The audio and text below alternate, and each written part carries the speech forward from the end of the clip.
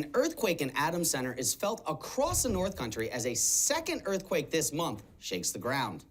Plus, canoes and kayaks are out in Canton as the Little River Ramble starts off the St. Lawrence paddling season. And we speak with 116th District Legislator Scott Gray to get the latest on the late New York State budget. You're watching the North Country's news station. 7 News this evening starts now. Thank you for joining us tonight. I'm Zach Grady. Brendan Straub is off. We're going to start right here and bring in Kris Hudson as we felt it here in the studios in Watertown, and we had calls across the North Country. A 3.6 magnitude earthquake in Adams Center. Kris, what can you tell us about what happened this afternoon? Yeah, so about 2:10 this afternoon, we did have that earthquake centered right around Adams Center here in New York in the upstate. A lot of people felt this all across the entire area as well. Kind of zooming out, the USGS told me where everyone kind of felt it. In this red circle, all the way up to Ottawa, people actually felt this earthquake. So kind of a big deal for us, a stronger earthquake than what we're used to here across the North Country. But nonetheless, the ground was shaking, and a lot of people heard the rumble as well. And we mentioned this is the second one. About 10 days ago now, on the 14th, we had one in Adams Center. Is this something that we can continue to expect? Yeah, so on April 14th, we did have another earthquake. It was about 1:30 in the morning, woke a lot of people up. A lot of people heard the rumble once again, thought it was an explosion. That one was weaker. It was only a 2.6 then. So this one was a little bit stronger. A lot of more people felt it and kind of heard it, and of course, happened during the day as well. But yeah, we could have some more. Kris, I know you got a chance to speak with someone at the USGS, the U.S. Geological Survey today. Now, what did they tell you about the ability to, I don't know, predict these or see if we're going to experience more of them here in the future? Yeah, so unfortunately, we're not able to predict earthquakes. They are just naturally occurring. They occur when they do. We did have some aftershocks with this one as well, which is kind of rare for us here across the North Country as well. We had about 5 of those lasting about 30 minutes, anywhere from magnitude 1.3 to magnitude 1.5. So a lot of people probably couldn't feel that one, but I did speak with someone from the USGS about if we could have more in the future, and here's what they had to say. We cannot predict earthquakes, but it certainly is possible that we could have a larger one in that area, but we have no way to predict it or say for sure, when or if that will happen. Now, I mentioned we had people across the North Country calling in and responding to us through Facebook. Scott Feathers in Carthage said it sounded like a hot water heater in the basement was exploding. Many people called in telling us that they heard a loud boom. In Henderson, Kimmy Jane says she heard a very strong shock. She, from the San Francisco Bay Area, has felt ones like this before that were deadly, but says never before in New York in 25 years has she ever felt an earthquake this strong. She went on to say it sounded like a train was going through the building that she lived in, scared the bejeepers out of her, as she says. Now, Kris, we'll head right back on over. We'll go to see what the rest of our first weather forecast looks like here in the Weather Center.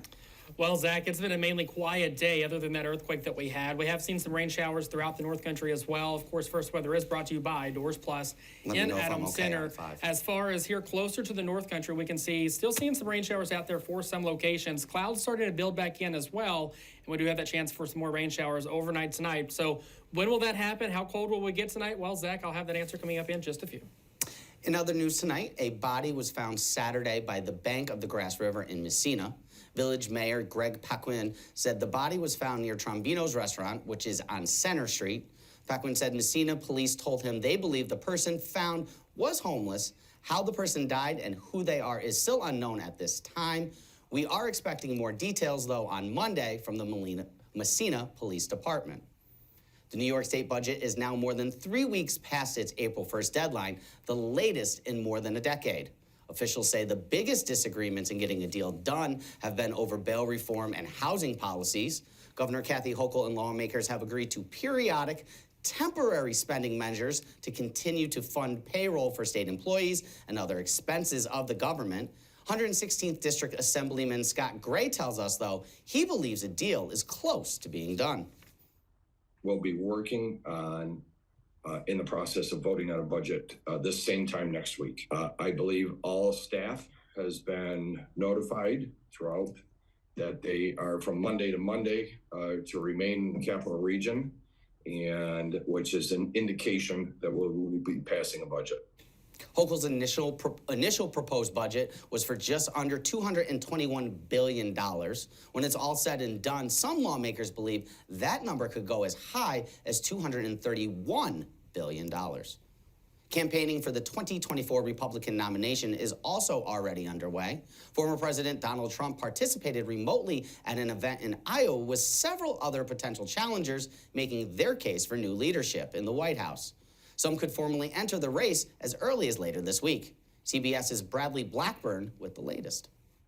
And I will continue to fight for our values. Former President Donald Trump spoke via video to the Iowa Faith and Freedom Coalition Saturday night. When we become the very important 47th president of the United States. But some of his potential challengers for the Republican nomination were there in person, with the subject of abortion front and center. The Supreme Court didn't turn the issue of abortion over to the states. They turned it over to the American people. Former Vice President Mike Pence says he will finalize his plans within weeks. But former Arkansas Governor Asa Hutchinson will announce his campaign Wednesday. Our best opportunity is to have a new face, someone with consistent conservative leadership. The lies of the left have been disproven by my life. South Carolina Senator Tim Scott is also expected to enter the race, and so is Florida Governor Ron DeSantis, who spoke in Utah Saturday at a Republican event. Leaders take the bull by the horns and make the decisions for themselves. Former President Trump was in Florida rallying supporters at a pizza place. Even as he faces criminal charges in New York and multiple other investigations, he has a powerful hold on some voters. I'm on the Trump train all the way. The GOP nominee is likely to face President Biden in 2024. Multiple sources tell CBS News the president may formally announce his re-election bid this week. Bradley Blackburn, CBS News, New York. Still ahead tonight on 7 News, the St. Lawrence Valley paddlers race down the Little River as the 2023 paddling season kicks off in Canton.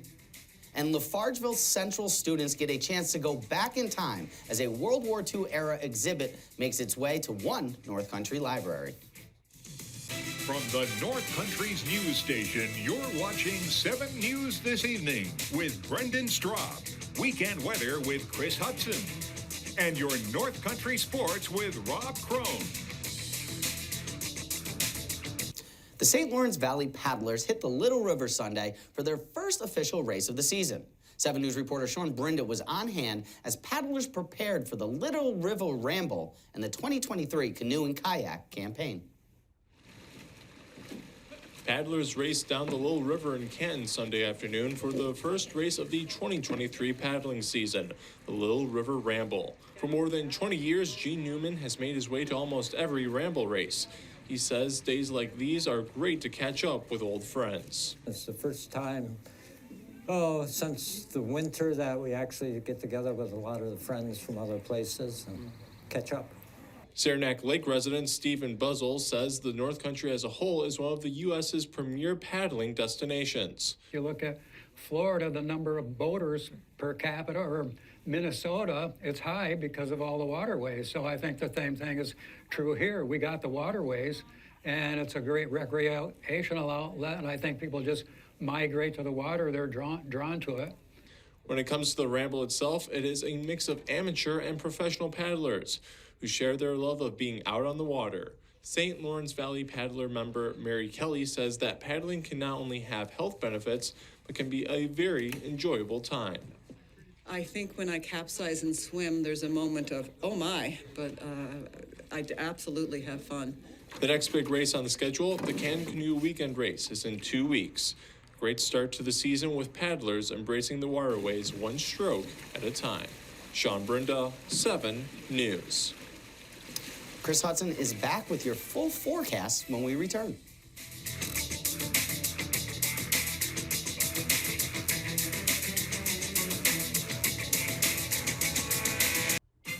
Now, tonight's weather. Well, it was a really nice day for some, others not so much. In St. Lawrence County, saw some rain throughout the day today.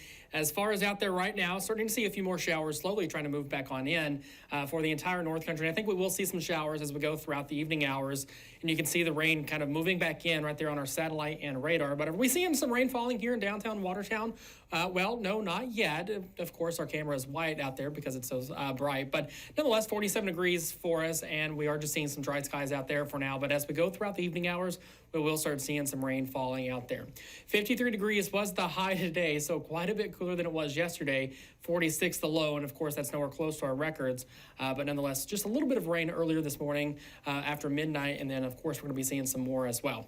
50 degrees currently for Brazier Falls, 50 degrees also Messina, 49 in Canton, 49 also for Fort Drum, and then 45 degrees for Barnes Corner. So keeping it chilly out there for this time of the year, and tonight's going to be a cold night. We're talking lows getting down towards the mid-30s. Some of us could be getting down toward the lower 30s as well, and just a slight chance of some rain showers as we go throughout the evening hours.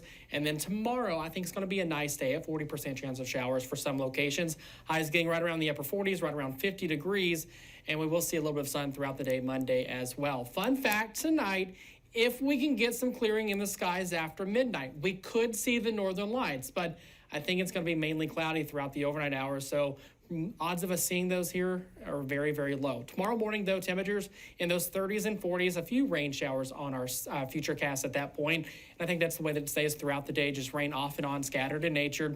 Best chance of precipitation, I think, is going to be Lewis and St. Lawrence counties. Us here in Jefferson County probably still going to stay mainly dry. And those temperatures still going to be quite a bit cooler, only getting right around 50 degrees by 6 p.m., maybe some clearing in the sky. So a little bit of sunshine out there as well by the evening hours and as the sun does set. But nonetheless, we will have the rain on and off throughout the day. And then as we go towards Tuesday, clouds building back in and a slight chance of showers once again. Don't forget, May 1st, our Skywarn Storm Spotter training class. This is free, open to anyone that wants to join. It's going to be at the Indian River High School. Make sure you do register for that. It's at 6 p.m., Indian River High School. When you go to register, make sure you pick the Philadelphia location. And, of course, show up because it's going to be a fun time. Going to be learning a lot about severe weather. Of course, we need more storm spotters here across the North Country to increase the amount of data that we receive. As far as that extended forecast, we can see a slight chance of rain for most of the week. It does look like Thursday and Friday are going to be nice days. Highs in those, say, lower to upper 50s both Thursday and Friday. Mostly sunny Friday, and then a chance of showers returning by the time we get towards Saturday at a 30% chance, and those temperatures getting back up towards 60.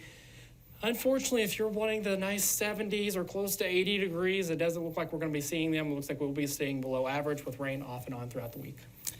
Northern Lights at midnight, an earthquake around 2 o'clock. I can assume Jim Cantor is on his way to the Watertown airport as we speak. Only if we said tornado. Then he might be on his way. We will be right back after this.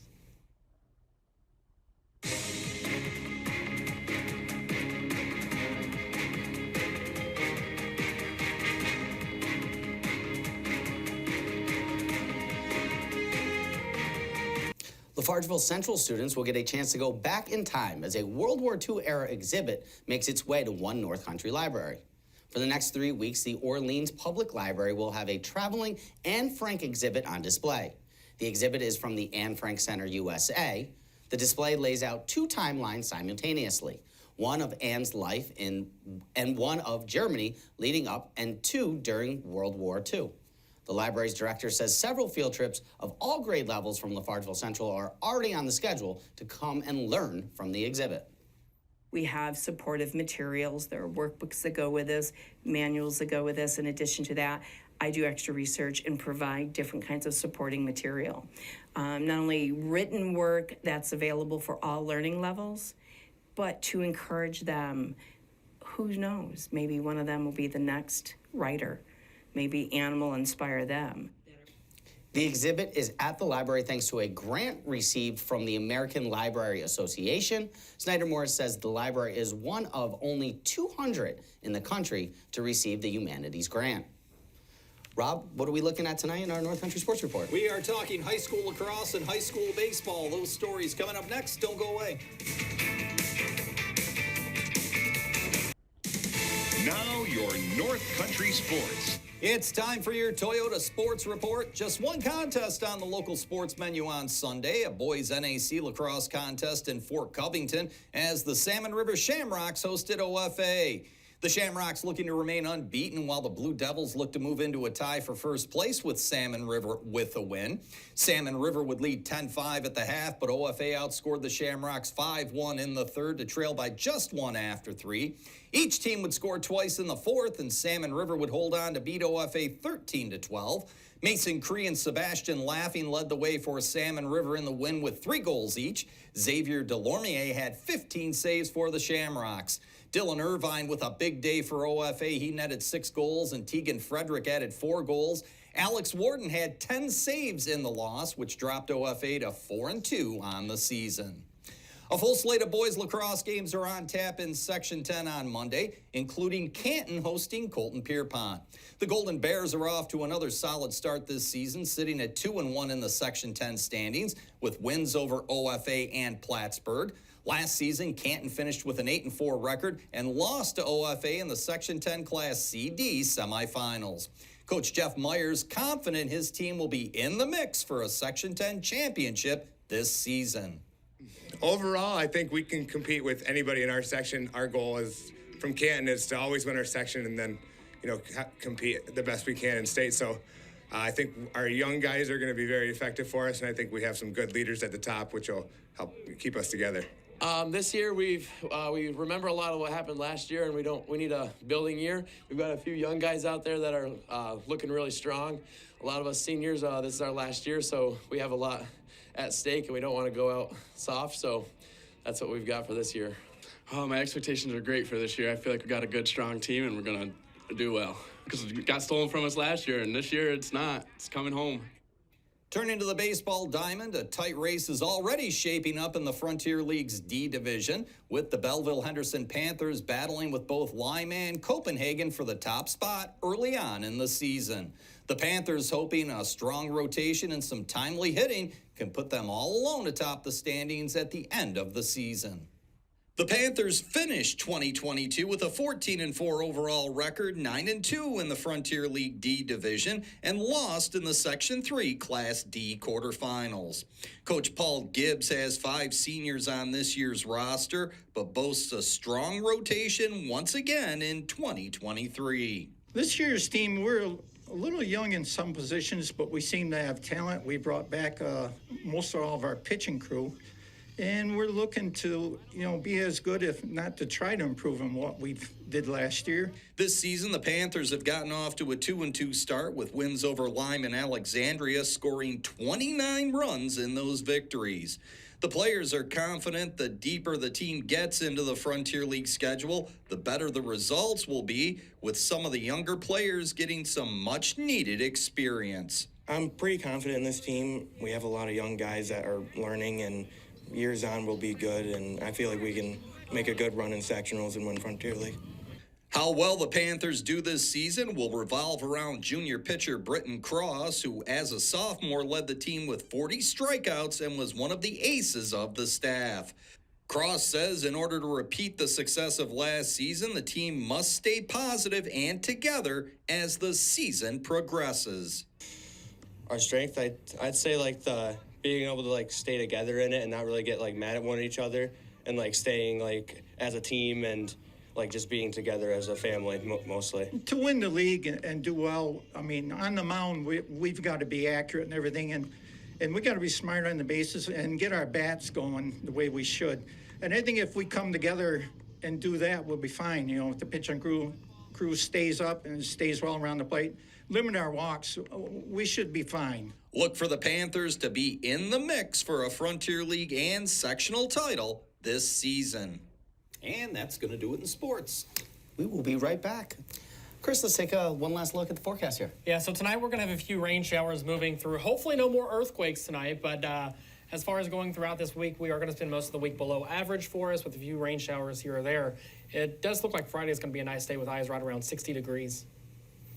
Rob, I know you didn't get a chance to talk about it, but Knicks get the 3-1 series advantage, get a win over the Cavs. Did you hear the fans chanting Knicks in 5 at the end of the game? I haven't stopped hearing the Knicks fans chanting. They've been doing it since game 1. You know, and early on in the season, a lot of people were wondering about the Jalen Brunson deal, bringing him in, whether he was worth it or not. And he's playing above performance. And people are saying that contract's undervalued now versus overpaying for it. Yeah, Knicks surprising some people, just like the earthquake today. I thought my furnace blew up. Yeah, you come running outside. What's going on? And I'm trying to be like, it's an earthquake. Calm down. We were getting calls for 45 minutes straight. The phone was going off the hook. So we'll have more information on the earthquake when we all come back tonight for our 11 o'clock broadcast.